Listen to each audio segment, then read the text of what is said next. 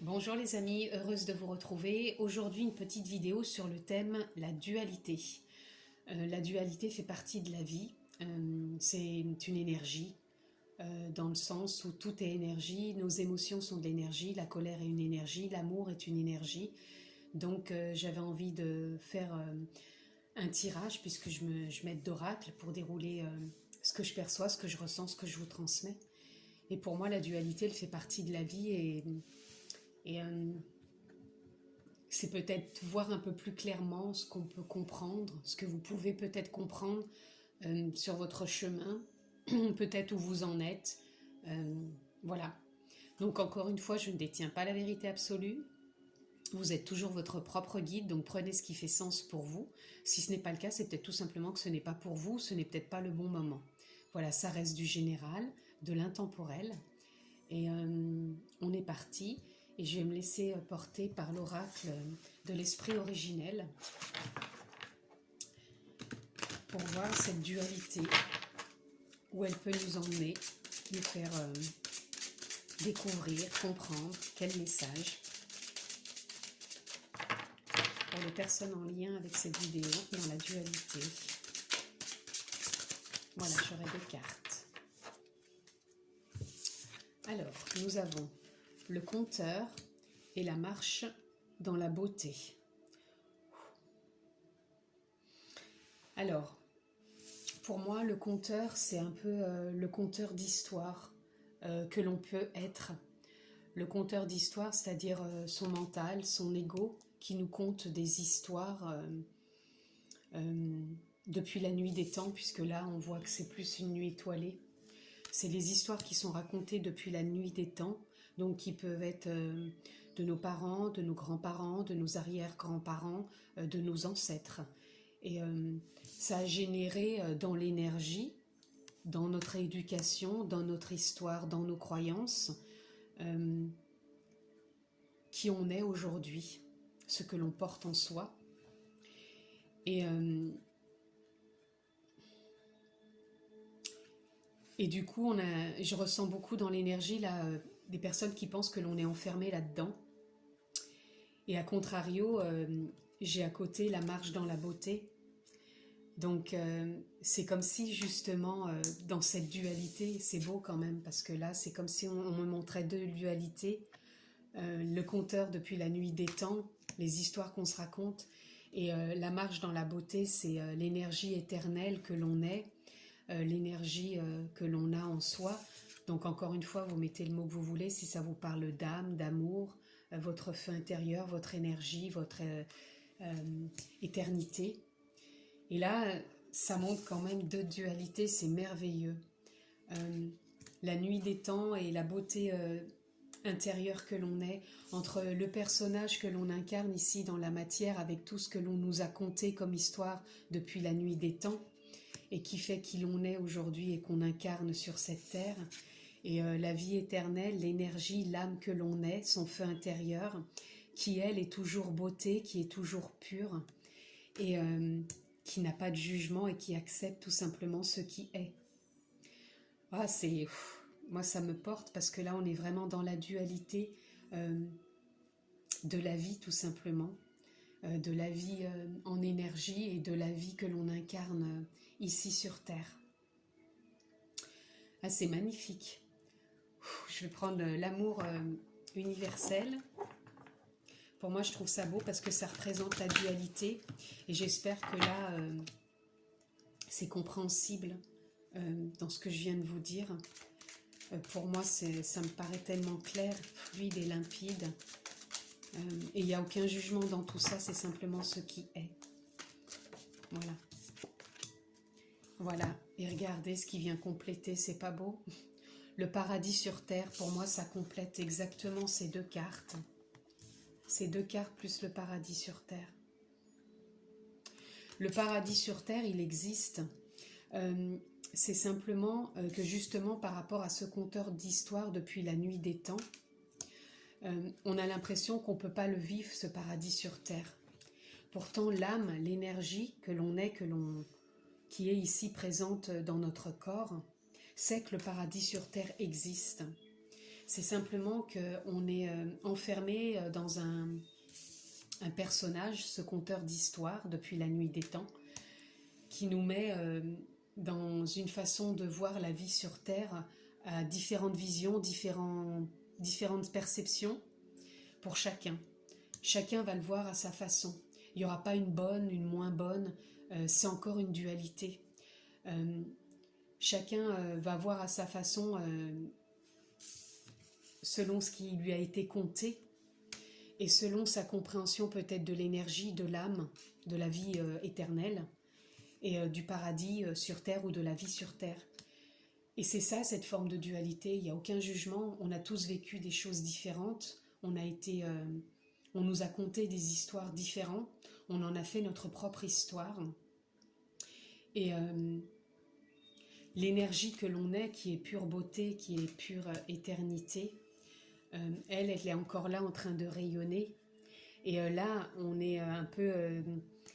qu'est-ce qu'on a envie de faire émerger, peut-être, dans notre histoire? Est-ce qu'on reste dans ce qu'on nous a conté, avec peut-être beaucoup de sombre, de noirceur, avec quand même en parcimonie de la beauté, de la couleur? Ou est-ce qu'on a envie de voir peut-être plus de couleurs? Ou est-ce qu'on a envie de s'harmoniser dans tout ça, puisque la dualité, c'est tout ça. On n'a pas envie d'être plus dans le noir ou plus dans la couleur. On a envie d'être dans cette dualité. Et c'est simplement savoir comment on va vivre cette dualité, comment on va l'accueillir, comment on va l'émaner, comment on va l'accepter. Et c'est ça qu'on va aller dans la continuité de ce qui est, voir dans l'oracle du tarot Osho, Zen. Dans la continuité, comment on peut vivre cette dualité qui est pour moi très bien perçue dans les énergies, très bien comptée, donc merci. Voilà. Alors, comment on peut la comprendre? Ben, c'est encore la morale de cette histoire, en gros. C'est encore une morale de l'histoire, c'est qu'est-ce qu'on fait de cette histoire? Est-ce qu'on a envie de rester encore une fois braqué dans son histoire personnelle, dans les histoires du collectif? Ou est-ce qu'on a envie de voir un peu plus large et de savoir qu'on a aussi ce potentiel d'énergie en nous et de façon différente de pouvoir percevoir cette vie sur Terre? Est-ce qu'on se fait peut-être trop la morale aussi? Est-ce qu'on est peut-être trop moralisateur dans son histoire, dans les histoires des autres, dans l'histoire simplement du collectif et dans l'histoire du monde? Et est-ce qu'on est peut-être trop justement à être... peut-être dans cette dualité, mais au contraire de ce que je vous disais, peut-être trop dans la noirceur, et on n'essaye pas d'apporter ces couleurs, ces notes, pour une perception plus dans la beauté, mais en même temps qui sera toujours accompagnée de dualité, puisque là, on a franchement les deux cartes de l'équilibre quand même. C'est simplement trouver une morale. Pour moi, c'est une morale à cette histoire, entre ce qu'on nous a conté et ce qui fait notre histoire aujourd'hui, et l'énergie, l'âme, l'énergie et la vie éternelle que l'on est, dans le sens où on a envie de trouver une stabilité dans cette dualité. Puisque la dualité fera toujours partie de la vie, c'est simplement de trouver une morale à cette histoire.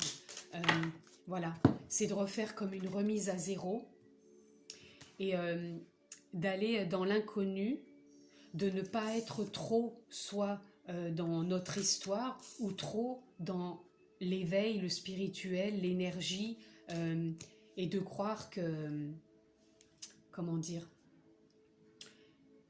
de trop être dans les opposés, dans les excès, trop de matériel ou trop de spirituel. C'est vraiment de tirer une sorte de morale dans l'histoire, de trouver la voie juste. La voie juste, donc c'est une remise à zéro.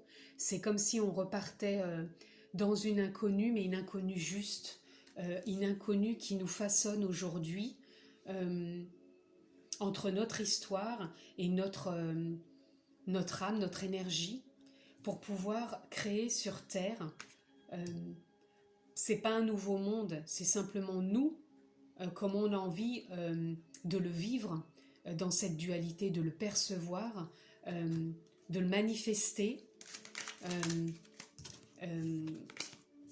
et de le comprendre et de le partager. Voilà, c'est ça. Pour moi, c'est pas une histoire d'un nouveau monde, c'est simplement de s'équilibrer, de trouver une stabilité entre le conteur d'histoire et l'énergie que l'on est, puisque les deux vont de pair. Et pour moi, on n'est plus à rester dans une forme de banalité. On n'a plus envie d'une banalité de la vie. On a envie d'une sorte d'harmonie, puisque là j'ai le 8. Le 8, c'est comme une boucle, une sorte d'harmonie. Puisque là on est dans la nature, on est dans l'harmonie, on est ancré à la terre, on voit le ciel, on est entre terre et ciel, et on n'est plus dans la banalité d'être trop dans le spirituel ou trop dans le matériel. On trouve cette voie juste de s'accorder, de s'harmoniser. Et pour moi le 8, c'est l'harmonie, c'est fluide, c'est souple, c'est une reliance entre le tout, entre les opposés. Pour moi, c'est ça, le 8, c'est l'infini, c'est un accord entre la dualité, on s'accorde. Voilà, et là, on n'est plus dans la banalité, on est en train de s'accorder. Voilà, en soi. Pour avancer, je ne vais pas prendre parce qu'il y en a trop qui sont retournés, pardon. Alors, toujours ce qui a été dit en lien dans l'énergie par rapport à la dualité. Une carte, s'il vous plaît.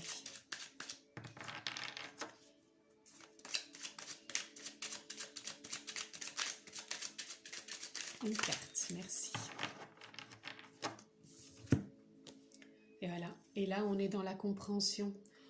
On prend de plus en plus conscience, on est de plus en plus dans la compréhension, dans l'ouverture, justement, aussi bien de son côté spirituel que dans son côté conteur d'histoire. Et on sort de cette banalité. On prend de la hauteur. Et on prend son envol, non pas, comme je vous disais, vers un nouveau monde, mais vraiment dans ce qu'on a envie de voir émerger en partant dans l'inconnu, mais en sachant qu'on est sur le bon chemin, là aussi, on va sur le chemin qu'on a envie de créer, non plus en banalité, mais vraiment ce qu'on a envie de voir comme paradis sur terre, dans son paradis déjà intérieur pour soi, qui va se refléter et émaner après sur l'extérieur. Vous voyez, on a l'intégration. Et actuellement, on est en train d'intégrer. On intègre justement cette forme de dualité. On est en train de trouver une stabilité. On est relié, vous voyez, entre le ciel, entre la terre. On est en train de renouveler quelque chose, parce que le serpent, il mue, donc on renouvelle quelque chose. Et là, on a le 14, donc 4 et 1, 5. On est dans du changement. Là, on est dans du changement, dans de la compréhension, dans de l'ouverture, dans un nouvel envol. On a une remise à zéro là qui est faite. Voilà. Et on est dans l'éveil. Mais moi, j'entends pas dans l'éveil de la spiritualité d'un nouveau monde. C'est vraiment l'éveil à soi, l'éveil à son écoute, cette forme de stabilité. L'éveil aussi de tout ce qui nous compose, c'est-à-dire encore une fois le conteur d'histoire plus son énergie. Pour moi c'est ça, c'est être à l'écoute de tout ce qui nous a fait, de tout ce qui nous fait encore, et d'être à l'écoute de son énergie, donc de l'intuition que l'on est, qui nous compose totalement dans la matière. Voilà. Ok. C'est ça. Donc là, je ressens aussi qu'il y a beaucoup de personnes qui sont en lien avec ça, cette forme de compréhension, d'être dans la matière et dans le spirituel, mais de trouver une voie juste, de ne plus être dans les excès de la matière ou les excès du spirituel. Et de voir que tout part de soi. Le chemin qu'on emprunte aussi part de soi. On le crée ce chemin, on refait une remise à zéro et on le crée ce chemin. C'est un chemin un peu d'éveil, mais avec un élan qui vient de soi, qui vient de son énergie, en même temps de l'histoire qu'on a été, qu'on est peut-être encore, mais qui n'est plus de la banalité, puisque on est en accord, on intègre le fait qu'il y a de la dualité dans la vie, et on l'accepte, voilà, et on part sur ce chemin, sur cette voie juste, qui est la sienne, et qui part de soi, hein. Encore une fois, ça part vraiment de soi. Une carte, s'il vous plaît, dans la continuité de ce qui a été dit en lien. J'en aurai deux. Je vais prendre les deux. Voilà, on a la relation. Alors, la relation, c'est la relation, bien sûr, avec soi-même. La relation intuitive aussi. Hein, c'est sa relation intuitive, sa relation à soi-même. Et son écoute profonde. Donc, c'est sa communication interne. Là, je ressens. Justement peut-être d'écouter encore sa propre histoire et d'écouter en même temps sa propre intuition, donc son énergie, ça serait ça. Et là on a l'abondance, voilà. L'abondance pour moi c'est l'abondance du cœur, l'abondance de la connexion entre terre et ciel, l'abondance de son intuition, l'abondance de son corps aussi, puisque dans la matérialité on a besoin de prendre conscience de son corps, de l'aimer. On est à son écoute là, hein. On est aussi bien à l'écoute de son histoire, mais aussi bien à l'écoute de son âme, de son énergie, de sa relation à soi, de sa communication intérieure. On ne banalise plus rien, on intègre vraiment qui l'on est maintenant, et cette dualité qui fait partie de la vie, et qui nous apporte aussi peut-être beaucoup plus de légèreté, puisqu'on voit encore dans le mal, la remise à zéro, on part mais on est plus léger, et dans la banalité on voit ce décor qui devient plus léger, on est plus en accord, voilà. Il y a plus de fluidité, même s'il y a de la dualité, on l'accepte, et on est dans beaucoup plus de fluidité, voilà. On n'est plus ni dans l'excès de l'un, ni dans l'excès de l'autre, ni trop dans le compteur, ni trop dans l'énergie. On est vraiment aligné, voilà. Alors, dans la continuité de ce qui a été dit, s'il vous plaît, est-ce que je pourrais avoir une carte en lien avec l'énergie et les personnes devant cette vidéo? S'il vous plaît, une carte. Merci. Regardez, la colombe. Alors, la colombe, ça revient à la compréhension.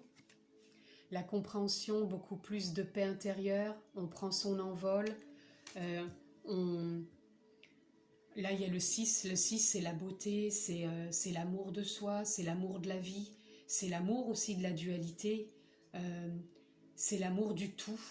Il y a vraiment une prise d'envol, de compréhension. Ça vient comme si ça venait compléter tout ce que je viens de dire. Et c'est une harmonie entre terre et ciel. Hein. Et on prend son envol, on y va et on s'écoute avec beaucoup de douceur, d'amour, de légèreté, de paix, de fluidité. Et c'est beau. C'est beau. J'ai envie d'aller tirer une petite carte dans l'oracle du peuple animal pour voir quel animal en lien avec ce qui a été dit dans l'énergie de la dualité et en lien avec l'énergie actuelle de ce partage entre nous pour cette vidéo. Quel animal veut se présenter? Une carte s'il vous plaît. Je prends quand même les deux, ça, je ne peux pas choisir. Alors on a le sphinx, c'est parfait, et le bélier. Alors le sphinx, pour moi, ce qu'il vient nous dire, le sphinx, vous voyez, représente aussi bien la terre et en même temps le ciel, puisqu'il peut aussi bien vivre sur terre que dans le ciel. Donc c'est encore une dualité, il est relié entre terre et ciel et il est dans l'acceptation. C'est l'acceptation de ce qui est, il accepte son corps aussi, tel qu'il est, il accepte de pouvoir s'ancrer sur terre et en même temps de pouvoir repartir dans les airs. Donc ça fait partie de lui, de la dualité, et en même temps il l'accepte.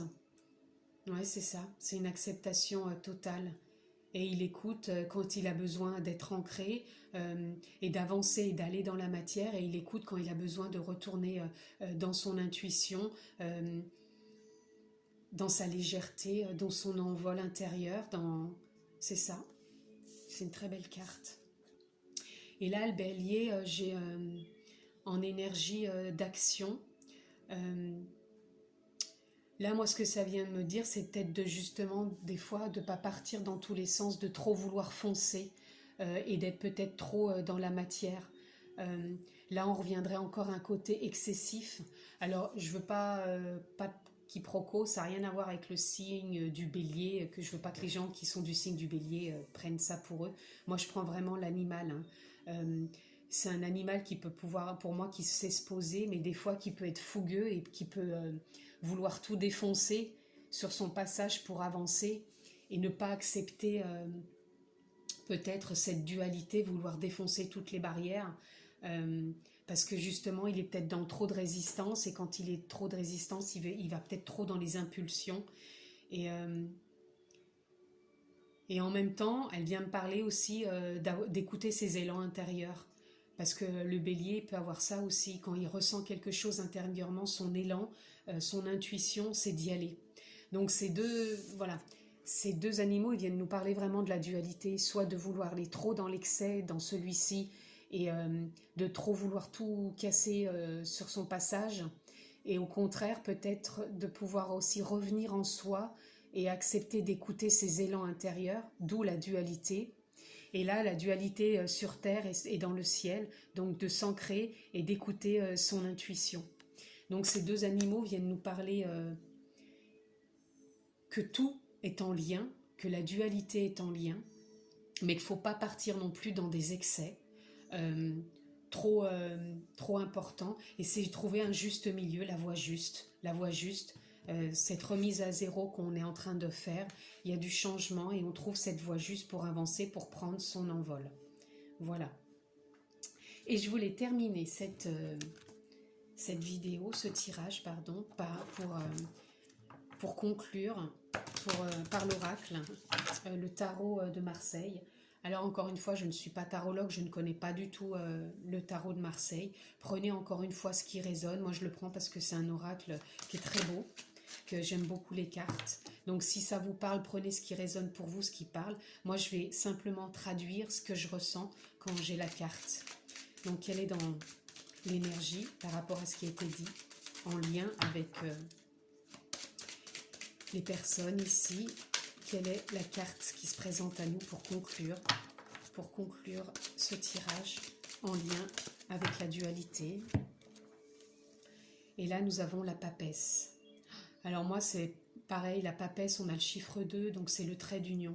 La papesse, pour moi, elle représente le trait d'union, la sagesse. Elle a des connaissances, ou même quand des choses se présentent à elle, que ce soit des connaissances, que ce soit des choses de douceur, que ce soit des choses un peu plus différentes qui sortent, qui sont des choses plus lourdes, plus souffrantes peut-être, que ce soit de la souffrance, que ce soit en gros la dualité, puisque le 2 c'est le trait d'union, c'est la dualité.